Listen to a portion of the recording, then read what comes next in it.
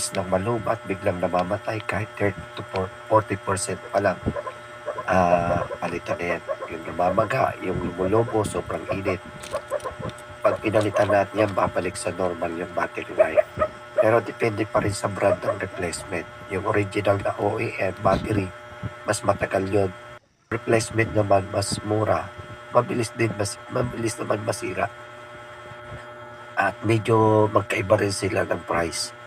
No, mas mahal ang original OEM. Mumurahin na syempre mura din. So, pag ikaw magpalit, kung mag-DIY ka, ingat sa pagtanggal kasi baka masira yung flex cable, yung mga yung kinukot-kot ko na yung mga maninipis.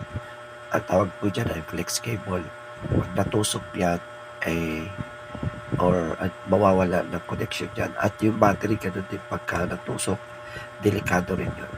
Yung power button, para side na din palitan yan, hindi na nagkiklik, kailangan idiin ng malakas.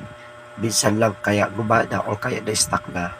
So pag pinalitan natin yan, babalik yung normal na pag-on and off at pag-lock and lock.